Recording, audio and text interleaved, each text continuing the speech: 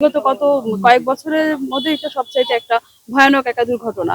তো এটা অত্যন্ত দুঃখের ব্যাপার যে এই যে দুর্ঘটনায় যারা নিহত হয়েছেন, তো তাদের মধ্য থেকে 9 জনের বিষয় আমরা নিশ্চিতভাবে আমরা জেনেছি যে তারা সবাই মান্দার, এবং এই মানে মান্দার এই ভারসো ইউনিয়নের অধিবাসী। একজনের বিষয়ে আমরা এখনো সিদ্ধান্ত নিতে পারিনি, কারণ এখন কিছুক্ষণ আগে আমার ওখানকার এনডিসির সাথে কথা হয়েছে এবং আমাদের ডিএসবির সাথে আমার কথা হয়েছে।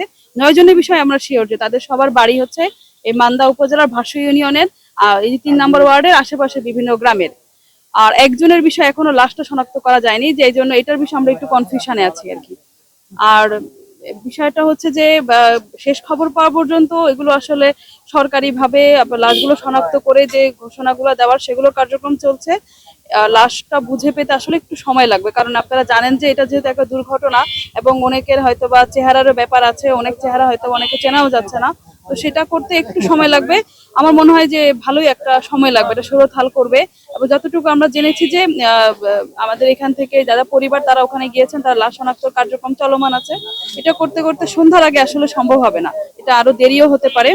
আর সহযোগিতার কথা যদি বলেন, তাহলে সেটা হচ্ছে যে আমরা ইতোমধ্যে আমাদের তাদের যে দাফন কাফন এবং তারা যে লাশ পরিবহনের যে খরচটা, সেটা আমাদের জেলা এবং উপজেলা প্রশাসন থেকে সেটা আমরা বহন করব। সেই বিষয়ে আমরা জানিয়ে দিয়েছি যে টাঙ্গাইলের ডিসি স্যারের সাথে আমাদের ডিসি স্যারের কথা হয়েছে, সেখানে আমরা মোটামুটি জানিয়েছি যে এটা আমরা বেয়ার করব।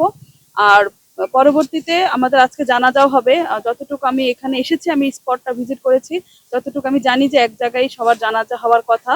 তো এখানে আমাদের জেলা প্রশাসন, আমাদের বিভাগীয় প্রশাসন এবং উপজেলা প্রশাসনের কর্মকর্তাবৃন্দ থাকার ইচ্ছা প্রকাশ করেছেন। তো সময়ের উপরে বাকিটা আমাদের আসলে ডিপেন্ড করবে আমরা ঠিক কোন সময় জানাজাটা করতে পারবো এবং তারা উপস্থিত থাকবেন।